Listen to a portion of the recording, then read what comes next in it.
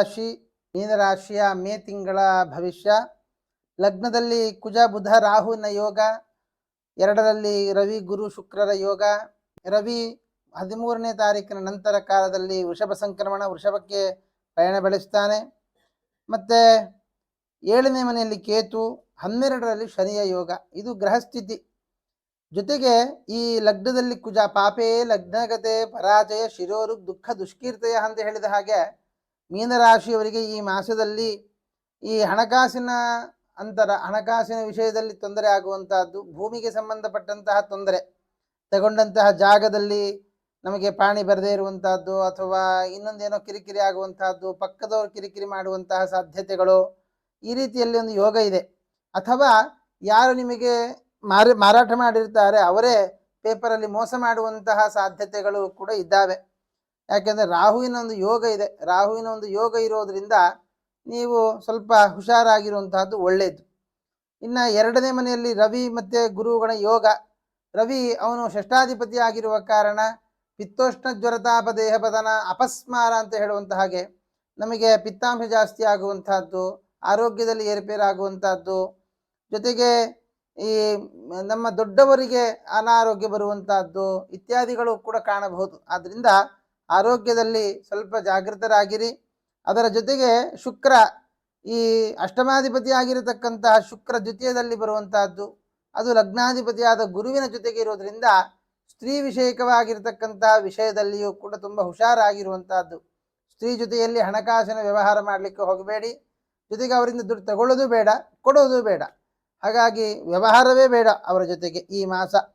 ಇನ್ನು ಈ ರವಿ 3ನೇ ಮನೆ ಅಧಿಪತಿಯಾಗಿರತಕ್ಕಂತಹ ಕುಜ ಲಗ್ನದಲ್ಲಿ ಬರುವಂತಹದ್ದು, ಸಹೋದರಿಗೆ ಸಂಬಂಧಪಟ್ಟಂತಹ ಸಹೋದರಿಗೆ ಅಥವಾ ಸಹೋದರರಿಗೆ ಸಂಬಂಧಪಟ್ಟ ಹಾಗೆ ಕೆಲವೊಂದಿಷ್ಟು ಸಮಸ್ಯೆಗಳು ಕೂಡ ಇಲ್ಲಿ ಕಂಡು ಬರ್ತಾ ಇದೆ. ಆದ್ದರಿಂದ ಸ್ವಲ್ಪ ಜಾಗೃತರಾಗಿರಬೇಕು. ಅವರಿಗೂ ಆರೋಗ್ಯದಲ್ಲಿ ಏರುಪೇರಾಗುವಂತಹದ್ದು, ಅವರನ್ನು ರಕ್ಷಣೆ ಮಾಡಲಿಕ್ಕೆ ಹೋಗಿ ನಾವು ಕೂಡ ತೊಂದರೆಗೆ ಸಿಕ್ಕಾಕಿಕೊಳ್ಳುವಂತಹ ಸಾಧ್ಯತೆ ಇದೆ. ಹಾಗಾಗಿ ಆ ರೀತಿಯಲ್ಲಿ, ಯಾಕಂದರೆ ಗುರು ಮೌಢ್ಯ ಬೇರೆ, ಗುರುಬಲ ಇದ್ದರೂ ಗುರು ಮೌಢ್ಯದಲ್ಲಿ ಹೋಗ್ತಾನೆ, ಮತ್ತು ಗುರು ರಾಶಿ ವ್ಯತ್ಯಾಸ ಬೇರೆ ಆಗ್ತಾನೆ. ಆದ್ದರಿಂದ ಈ ಸಂದರ್ಭದಲ್ಲಿ ಸ್ವಲ್ಪ ಹುಷಾರಾಗಿದ್ದು ನಾವು ಪ್ರತಿನಿತ್ಯ ನಮ್ಮ ಗುರು ಪರಂಪರೆ ಏನಿದೆ, ನೀವು ಯಾವ ಮಠದಲ್ಲಿದ್ದೀರಿ ಅಥವಾ ನಿಮ್ಮ ಗುರು ಪರಂಪರೆ ಏನು ಅನ್ನೋದನ್ನು ಗಮನಿಸಿಕೊಳ್ಳಿ. ಪ್ರತಿನಿತ್ಯ ಗುರು ಪರಂಪರೆಯಲ್ಲಿ ಬಂದಿರತಕ್ಕಂಥ ಎಲ್ಲ ಗುರುಗಳ ಚರಮ ಶ್ಲೋಕಗಳನ್ನು ನಾವು ಪ್ರತಿನಿತ್ಯ ಜಪಿಸುವಂತಹದ್ದು ಅದು ಬಹಳ ಉತ್ತಮ ಕಾರ್ಯ. ಎಲ್ಲ ಗುರುಗಳ ಪ್ರಾರ್ಥನೆಯನ್ನು ಮಾಡುವುದರಿಂದ ನಮಗೆ ಬರಬಹುದಾದ ಎಲ್ಲ ಸಮಸ್ಯೆಗಳನ್ನು ಕೂಡ ಗುರುಗಳು ರಕ್ಷಣೆ ಮಾಡ್ತಾರೆ. ಜೊತೆಗೆ ಸಂತಾನಾಕಾಂಕ್ಷಿಗಳು ಯಾರಿದ್ದೀರಿ, ಸಂತಾನಾಕಾಂಕ್ಷಿಗಳಿಗೆ ಲಾಭದಲ್ಲಿ ಪಂಚಮಾಧಿಪತಿ ಬರುವ ಕಾರಣ ಒಂದು ಯೋಗ ಇದೆ. ಆದರೆ ಲಗ್ನದಲ್ಲಿ ಪಾಪಗ್ರಹರ ಯೋಗ ಎಲ್ಲ ಇರುವುದರಿಂದ ನಮಗೆ ಕೈಗೆ ಬಂದ ತುತ್ತು ಬಾಯಿಗೆ ಸಿಗದೆ ಹೋಗುವಂತಹ ಸಾಧ್ಯತೆಗಳು ಹೆಚ್ಚಾಗಿದ್ದಾವೆ. ಇನ್ನು ವಿದ್ಯಾರ್ಥಿಗಳು ಯಾರಿದ್ದೀರಿ, ವಿದ್ಯಾರ್ಥಿಗಳಿಗೆ ಒಳ್ಳೆಯ ವಿದ್ಯಾಭ್ಯಾಸ. ಅದು ಹೊರದೇಶಕ್ಕೆ ಹೋಗುವಂಥವರು ಸ್ವಲ್ಪ ವಿಚಾರ ಮಾಡಬೇಕು. ಅಲ್ಲಿಯೇ ಅಧ್ಯಯನಕ್ಕೆ ಹೋಗಬೇಕಾ, ಇಲ್ಲಿಯೇ ಅಧ್ಯಯನ ಮಾಡಬೇಕು, ಚೆನ್ನಾಗಿರುತ್ತಾ ಅನ್ನೋದ್ರ ಬಗ್ಗೆ ನಿಮ್ಮ ಜಾತಕದ ವಿಮರ್ಶೆಯನ್ನು ಒಮ್ಮೆ ಮಾಡಿಸಿಕೊಂಡಲ್ಲಿ ಬಹಳ ಒಳ್ಳೆಯದು. ಇನ್ನು 7ಮದಲ್ಲಿ ಕೇತು, ಸಪ್ತಮಾಧಿಪತಿ ಆಗಿರತಕ್ಕಂತಹ ಬುಧ ನೀಚದಲ್ಲಿರುವ ಕಾರಣ ನಾವು ಇಷ್ಟಪಟ್ಟಿರ್ತೇವೆ, ಇಷ್ಟಪಟ್ಟವರನ್ನೇ ಮದುವೆ ಮಾಡಿಕೊಳ್ಳಬೇಕು ಅನ್ನೋ ಆಸೆ. ಆದರೆ ಇಷ್ಟಪಟ್ಟವರು ನಮಗೆ ಯೋಗ್ಯತೆಗೆ ಅನುಸಾರವಾಗಿ ಇರೋಲ್ಲ. ನಾವು ಅಂದುಕೊಂಡದ್ದೇ ಒಂದು, ಮದುವೆ ಆದಮೇಲೆ ಆಗೋದೇ ಇನ್ನೊಂದು. ಆದ್ದರಿಂದ ಹಾಗಾಗಿ ಅವರು ನಮ್ಮ ಕುಟುಂಬಕ್ಕೆ ಸರಿ ಹೋಗ್ತಾರಾ ಅಥವಾ ನಮ್ಮ ಮುಂದಿನ ಜೀವನದಲ್ಲಿ ನಾವು ಹೇಗೆ ಏನಾಗಬೇಕು ಅಂತ ಇದ್ದೇವೆ ಅದಕ್ಕೆ ಅವರು ಸಾಥ್ ಕೊಡ್ತಾರಾ ಇಲ್ವ ಅನ್ನೋದು ಕೂಡ ಬಹಳ ಮುಖ್ಯ. ಯಾಕೆಂದರೆ ಸಂಸಾರ ಅನ್ನೋದು ಯಾವಾಗ ಸಮ್ಯಕ್ ಸಾರ ಆಗೋದು ಯಾವಾಗ ಅಂದರೆ ಹೆಂಡತಿ ಅಥವಾ ಗಂಡ ಒಳ್ಳೆ ಸಾಥ್ ಕೊಟ್ಟರೆ ಒಳ್ಳೆ ಸಂಸಾರ, ಇಲ್ಲ ಅಂತ ಆದರೆ ನಮ್ಮ ಜೀವನವೇ ಯಾಕಪ್ಪ ಇದು ಅಂತ ಅನಿಸಿಬಿಡುತ್ತೆ. ಹಾಗಾಗಬಾರದು ಅಂತಾದರೆ ನಮಗೆ ನಾವು ವಿವಾಹವನ್ನು ಮಾಡಿಕೊಳ್ಬೇಕಾದ್ರೆ ಒಳ್ಳೆಯ ಪಾರ್ಟ್ನರ್ ನಮಗೆ ಬಹಳ ಮುಖ್ಯ ಆಗುತ್ತೆ. ಹಾಗಾಗಿ ವಿವಾಹ ಮಾಡಿಕೊಳ್ಳಬೇಕು. ವಿವಾಹದ ವಿಷಯದಲ್ಲಿ ಯಾರಿಗೆ ಆಸಕ್ತಿ ಇದೆ ಅವರು ಸ್ವಲ್ಪ ಜಾಗೃತರಾಗಿ ಒಳ್ಳೆಯ ರೀತಿಯಲ್ಲಿ ನೋಡಿಕೊಂಡು ಮುಂದುವರಿಯುವುದು ಒಳ್ಳೆಯದು. ಅಷ್ಟಮಾಧಿಪತಿ ಆಗಿರತಕ್ಕಂತಹ ಶುಕ್ರ ದ್ವಿತೀಯದಲ್ಲಿ ಬರುವ ಕಾರಣ ಭೃಗುಪುತ್ರೇ ಅಷ್ಟಮೇ ಪ್ರಾಪ್ತೇ ಅಂತ ಹೇಳ್ತಾರೆ. ಅಷ್ಟಮದಲ್ಲಿ ಬಂದರೆ ವಿಯೋಗ ಅಂತ, ಇಲ್ಲಿ ವಿಯೋಗ ಅಂತಲ್ಲ, ಅಷ್ಟಮಾಧಿಪತಿ ದ್ವಿತೀಯದಲ್ಲಿ ಬರುವುದರಿಂದ ನಮಗೆ ಹೊಂದಾಣಿಕೆ ಆಗದೇ ಇರುವಂತಷ್ಟು ನಮ್ಮ ಜೀವನದಲ್ಲಿ ಬರುವಂತಹ ಯೋಗವಿದೆ. ಆದ್ದರಿಂದ ಅದನ್ನು ಸ್ವಲ್ಪ ಅವಾಯ್ಡ್ ಮಾಡುವಂತಹದ್ದು ಒಳ್ಳೆಯದ್ದು.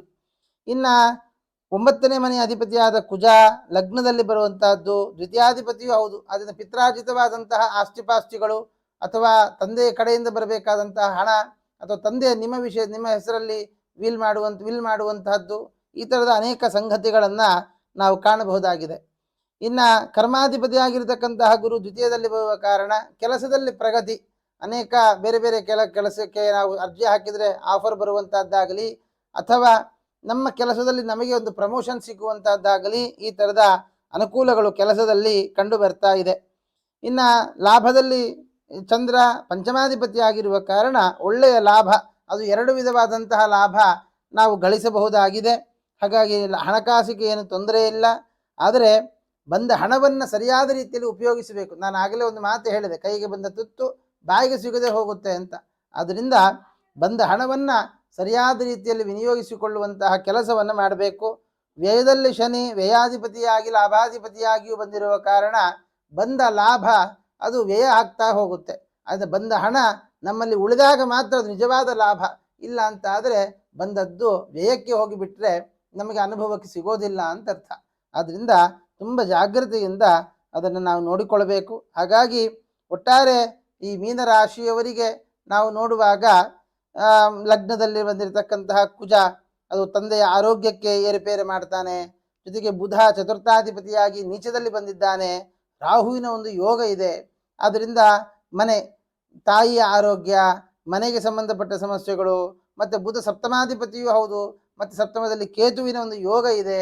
ಆದ್ದರಿಂದ ವೈವಾಹಿಕ ವಿಷಯ ಅಥವಾ ಇಷ್ಟಪಟ್ಟದ್ದು ದೂರ ಆಗುವಂತಹದ್ದು, ಅಥವಾ ಮದುವೆಯೇ ಆಗದೆ ಹೋಗುವ ಸಾಧ್ಯತೆಗಳೂ ಕೂಡ ಇದ್ದಾವೆ.